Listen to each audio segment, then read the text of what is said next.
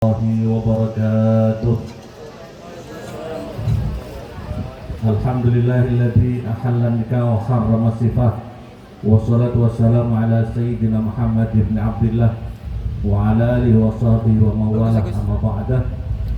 Al-mukarramun, para alim, para ulama, para kiai yang sangat saya hormati, ahinal karim Bapak Haji Supadi, Ketua PCNU Kabupaten Jayapura yang sangat saya hormati, Ahinal Kirim Bapak Haji Wakus Hidayat DPR Papua yang sangat saya hormati, Al-Habib Abu Bakar Al-Hamid yang sangat saya hormati, Ahinal Kirim Bapak Abdul Ghani DPR Kabupaten Jayapura yang sangat saya hormati. Saya lihat Ahinal Kirim Bapak Ustadz Haji Tiflen, Imam Masjid AB Masjid As-Solihin, hadirin wal hadirat yang kami sebutkan satu persatu yang sangat saya hormati, keluarga besar Ketua Mempelai yang sangat saya hormati, yang berbahagia Ketua Mempelai, hadirin wal hadirat yang dimuliakan oleh Allah Subhanahu wa taala. Pada siang hari ini kita semua hadir di sini memenuhi undangan Walimatul Urs. Ya, namanya ini di panggilan depan ini adalah Amin sama Rara, padahal namanya adalah panjang. Izulmillah Muhammad Urwatul Wusqa Fatikah Az-Zahra. Kok panggilannya jadi Rara ya? Az-Zahra itu bagus ya. Ini Izulmillah panggilannya jadi Amin, tidak karu-karuan. Hadirin wal hadirat yang dimuliakan oleh Allah Subhanahu wa taala, pernikahan itu adalah sesuatu yang sangat sakral. Di mana pernikahan ini, hadirin yang dimuliakan oleh Allah Subhanahu wa taala, yang pertama, pernikahan itu adalah sunnatun marhubah, suatu sunnah yang disukai. Karena pernikahan ini, hadirin yang dimuliakan oleh Allah Subhanahu wa taala, adalah dilakukan oleh seluruh para nabi-nabi. Seluruh para nabi-nabi, anbiya wal mursalin, semuanya melakukan pernikahan, kecuali Nabi Isa alaihissalam belum menikah, diangkat oleh Allah ke langit, tapi nanti akan diturunkan kembali dan akan menikah.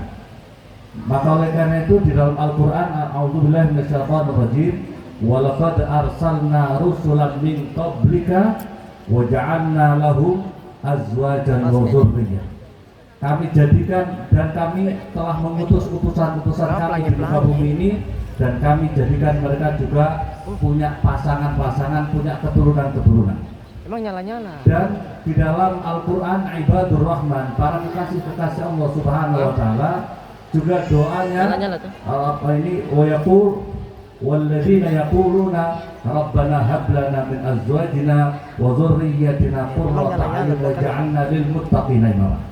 Ya Allah, kami mohon kepadamu ya Allah, rabbana hab lana, anugerahkan kepada kami pasangan, punya pasangan-pasangan apa itu, dan punya keturunan, dzurriyyatan qurrata a'yun, yang bisa menyenangkan mata, yang bisa menyenangkan hati, waj'alna lil muttaqina imama, dan jadikan kami layak menjadi pemimpin orang-orang yang bertakwa. Hadirin yang dimuliakan oleh Allah, inilah salah satu tujuan istimewa pernikahan itu, adalah supaya dalam pernikahan itu bisa menyenangkan hati, bisa menjadi qurrata ayun atau menjadi sakinah mawaddah warahmah.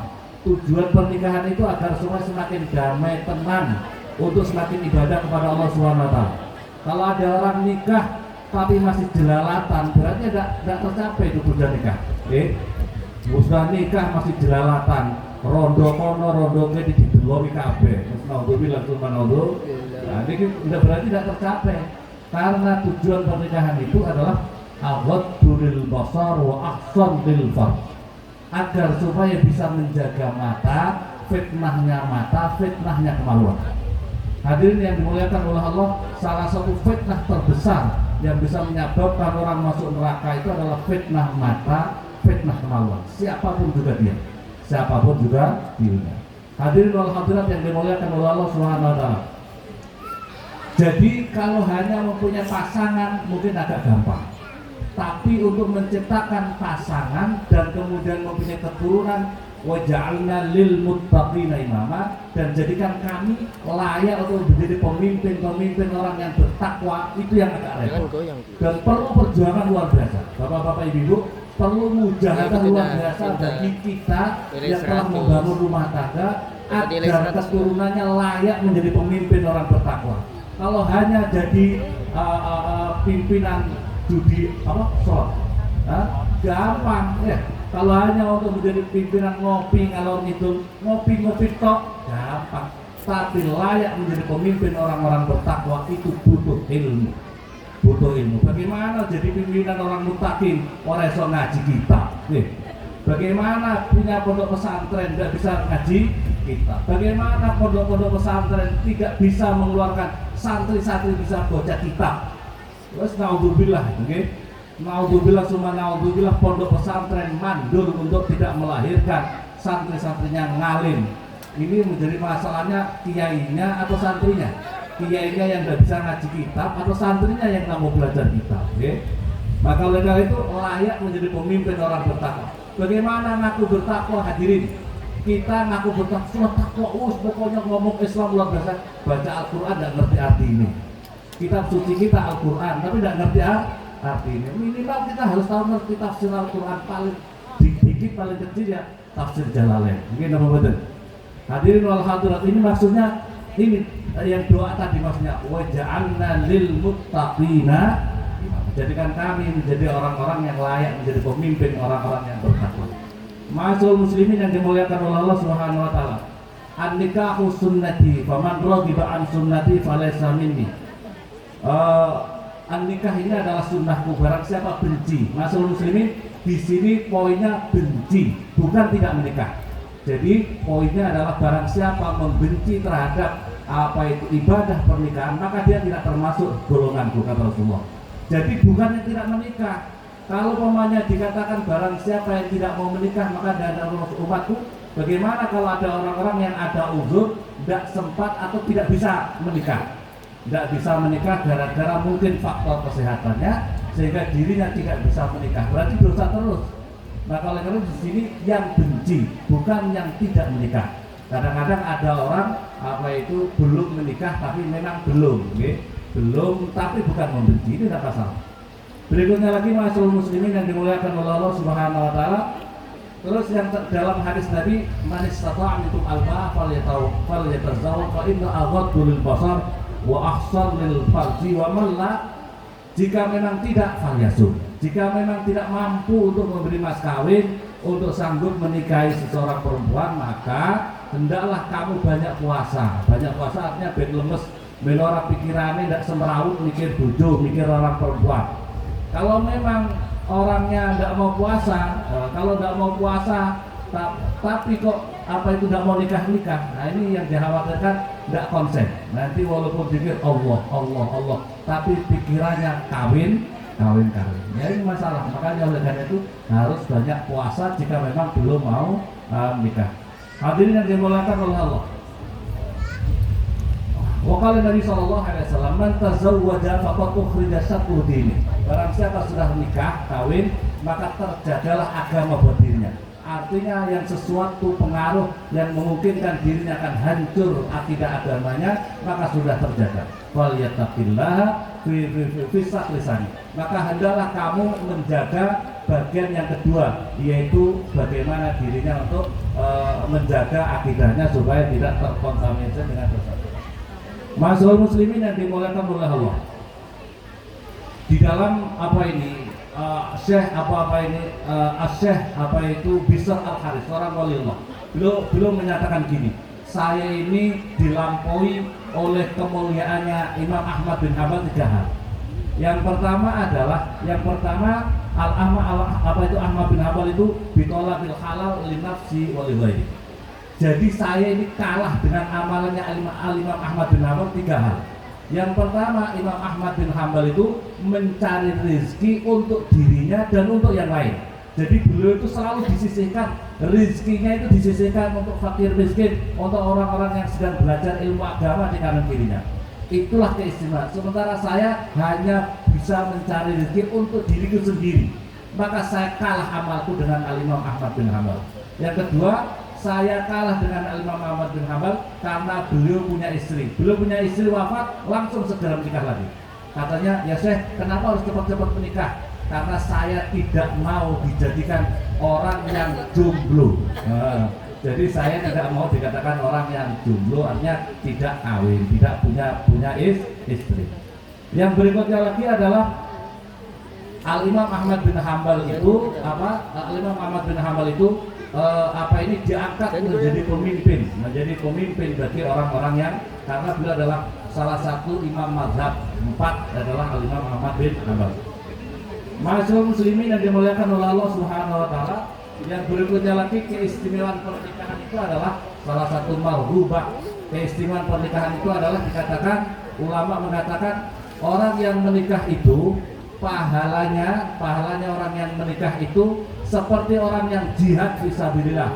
Sementara yang tidak mau menikah itu dikatakan orang yang duduk tidak ikut jihad sama sekali. Makanya pahalanya orang nikah luar biasa. Satu rokaatnya orang yang sudah menikah, satu rokaatnya pahalanya lebih baik daripada 70 kali poin 70 rokaat pahalanya daripada orang yang tidak atau belum punya istri. Maka oleh karena itu penting. Tadi saya ngobrol-ngobrol dengan adiknya Mas Gus Habib. Wah, segera menikah Gus, segera menikah. Wah, itu di sana itu. Ya Allah, gede orang nikah, ganjarannya kurang. Pokoknya kalau memang belum nikah, pahalanya kurang. Ini keistimewaannya kalau orang sudah menikah, bapak-bapak, ibu-ibu perlu berdoa. Kalau pokoknya belum laku-laku perlu berdoa. Sholat malam supaya segera diberi jodoh.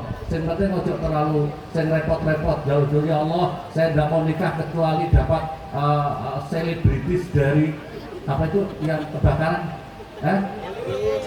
Hollywood ya, kebakaran sana. Artisnya kebakaran, kapan nikahnya begitu. Bapak-bapak, ibu-ibu yang dimuliakan oleh Allah Subhanahu wa taala, ya ini keistimewaannya orang yang menikah. Yang berikutnya lagi Ibrahim bin Adam, seorang waliullah. Ibrahim bin Adam dikatakan, ya Syekh, Masya Allah Anda ini sangat sibuk ibadah sehingga tidak harus menikah karena luar biasa sibuknya untuk ibadah ngurus rumah sehingga tidak menikah.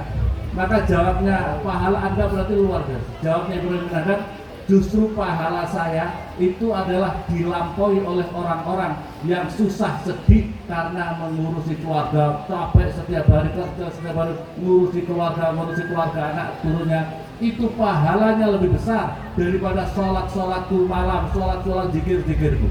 Maka pahalanya orang yang menikah itu luar biasa. Hadirin yang dimuliakan oleh Allah Subhanahu wa taala.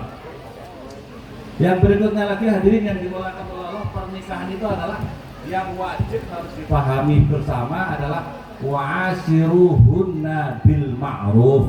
Pergaulilah istri kamu dengan ma'ruf, dengan bagus. Dan itu Amik tadi sudah berjanji, saya akan mempergauli istri saya mu'asyarah bil ma'ruf, artinya mempergauli dengan bagus. Jika memang tidak, maka berdosa. Amik kalau tidak mempergauli istrinya dengan baik, maka berdosa. Kalau menterlantarkan istrinya, mendolimi istrinya, berarti Amik bertentangan dengan sumpah janjinya, karena syahadat taklidnya dan ditandatangani adalah saya akan mempergauli istri saya sesuai syariat Islam, mu'asyarah bil ma'ruf, atau mempergauli dengan baik. Dan ini perintahnya agama, perintahnya Al-Quran. Wa'ashiruhunna bil ma'ruf, pergaulah istri kamu dengan baik. Hadirin, masalah pergaulan ini berarti ini berkaitan dengan adab, berarti dengan adab. Saya ingin menyampaikan hadirin untuk Amik juga, karena Amik ini adalah alumni Pondok Sarang. Mbah Kiai Memun itu pernah menyampaikan ketika ada santri-santri yang sudah tamat studinya di Pondok Sarang, beliau menyampaikan begini, Mbah Kiai Memun. Amik mungkin belum pernah dengar, karena ini adalah masa saya waktu itu. Beliau menyampaikan begini, katanya, kalau kamu di pondok mungkin studi kamu sudah selesai, belajar kamu sudah selesai, kamu sudah ngaji kitab ini. Tapi begitu kamu di tengah masyarakat, maka kamu nol lagi. Maka kamu harus belajar lagi. karena kamu masuk ilmu bermasyarakat. Ilmu bermasyarakat kamu harus belajar. Ilmu bagaimana kamu bermasyarakat dengan orang tua, mertua kamu dan sebagainya.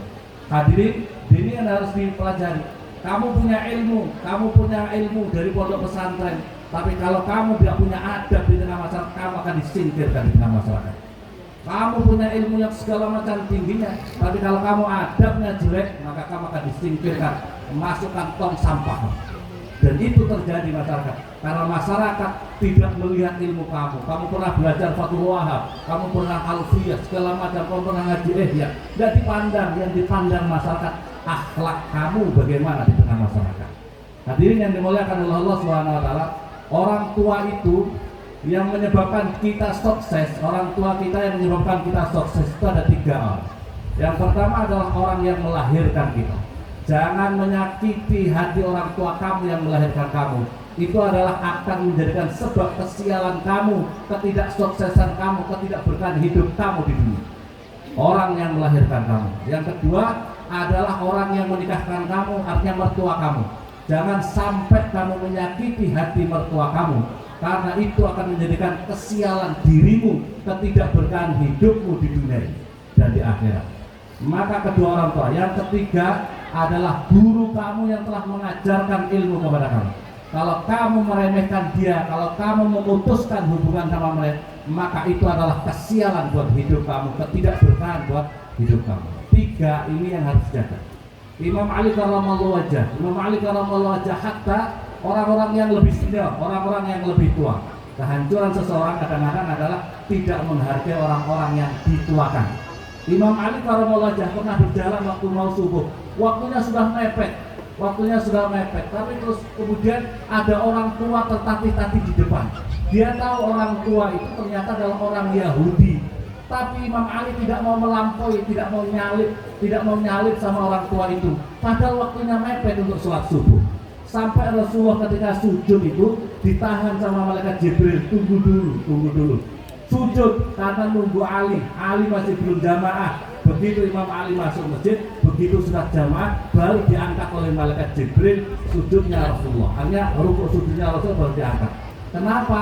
Karena Imam Ali menghargai orang tua, orang yang lebih senior. Maka oleh karena itu hadirin yang dimuliakan oleh Allah, jadi dalam bermasyarakat harus dijaga orang yang senior, itu harus dijaga kehormatannya. Masyaallah muslimin yang dimuliakan oleh Allah Subhanahu wa taala. Yang berikutnya lagi berkaitan terhadap pernikahan. Afat pernikahan. Saya membaca hadis dalam Ihya itu Masya Allah, dan ini harus kita perhatikan masyaallah muslimin yang dimuliakan oleh Allah. Rasulullah bersabda, ya'ti 'alan nasi zaman, akan datang suatu masa kepada umatku, yakunu halaku rajul, akan datang kehancuran seseorang itu disebabkan alaya di zaujati, atas tangan artinya kemampuan kekuasaan istri-istrinya. Hadirin yang dimuliakan oleh Allah. Jadi pertama, hancurnya seseorang karena istri-istrinya tidak membackup, tidak mendukung kebaikan suaminya, maka suaminya menjadi hancur. Yang berikutnya lagi adalah wa abawaihi, kehancuran seseorang itu disebabkan orang-orang tuanya. Orang-orang tuanya mikirannya fulus saja, tidak pernah mikirin pendidikan agama buat anak-anaknya, tidak pernah mikirin ngajinya anak-anaknya, yang dipikirkannya fulus saja. Ini hancurnya anak-anak adalah karena ini. Saya lihat ini kedua orang tua Pak Haji Yunus, saya kenal banget, melahirkan anak-anak yang soleh-solehah, Masya Allah. Ini Baibok, Bu Baibok juga melahirkan anak-anak yang mau ngaji. Maka oleh karena itu ini belajar sama beliau ini, belajar sama mereka ini yang telah mendidik anak-anaknya menjadi anak-anak yang baik. Kehancuran seseorang itu karena orang tuanya yang tidak punya planning, punya pikir untuk berdoa anak-anaknya jadi baik. Yang berikutnya lagi adalah wawaladi, kehancuran seseorang itu juga disebabkan karena anak-anaknya yang tidak mau patuh, yang tidak mau belajar agama, yang tidak mau menjadi anak yang soleh-soleha. Salah satu indikator kehancuran seseorang adalah manakala punya keluarga, anak-anaknya tidak menjadi anak soleh-soleha. Yang berikutnya lagi yang perlu diperhatikan buat kita adalah apa itu abghadul halal indallahi at-talaq. Yang paling dibenci perkara halal oleh Allah perkara tolak. Tolak itu halal. Apa bagi seorang suami menjatuhkan talak sama istri itu halal, tapi paling dibenci oleh Allah kalau seorang laki-laki menjatuhkan kata talak. Belum kau bina dengan baik, belum kamu apa itu bimbing dengan baik istri kamu, keluarga kamu, kau main talak saja. Masya Allah. Dan lagi hadirin, yang menyebabkan talak itu biasanya kadang-kadang KDRT, suaminya apa itu tidak bertanggung jawab kepada istrinya. Tapi masyarakat muslimin juga perlu diperhatikan, ada seorang istri kok minta cerai sama suaminya, maka dijauhkan seorang istri itu 500 tahun perjalanan untuk dekat dengan surga. 500 tahun. Bapak-bapak ibu kalau jalan kaki mudun dunia ini sampai 500 tahun apa enggak? 500 tahun kalau seorang istri minta cerai sama suaminya. Tapi suaminya yang bertanggung jawab. Artinya hak-hak secara Islam tercukupi. Nah, itu kok minta cerai, hati-hati seorang istri yang seperti itu. Yang berikutnya lagi hadirin, saya ini pengalaman ada orang tua menyampaikan, saya itu begini, suami saya sudah menjatuhkan talak kepada saya 3 kali. Kalau sudah jatuh talak 3 kali, maka putus, tidak boleh kumpul lagi. Sekarang ini banyak di tengah masyarakat gara-gara, aduh tapi kasihan Pak Yai, kalau saya cerai sama suami saya, terus anak-anak saya nanti gimana? Hidup saya nanti kacau. Loh, lebih kacau lagi kalau kamu zina terus. Kelihatannya kamu nikah halal, tapi kamu berzina terus. Ini kadang-kadang juga banyak yang model seperti ini, membiarkan apa itu gara-gara menjatuhkan talak, tapi dibiarkan keluarganya masih seperti itu. Maka oleh karena itu hadirin yang dimuliakan oleh Allah, ini perlu diperhatikan. Jangan sampai target menyenangkan pahalanya menikah itu luar biasa, tapi hal-hal afat bahaya pernikahan itu juga harus kita perhatikan. Barangkali demikian yang bisa saya sampaikan. Kita berdoa kepada Allah semoga ini keluarga Amit dan Rara ini yang nama lengkapnya panjang-panjang itu semoga menjadi keluarga yang sakinah mawaddah warahmah, bisa menurunkan keturunan yang saleh-saleh, barokah manfaat dunia akhirat. Al-Fatihah. Alhamdulillah masyaallah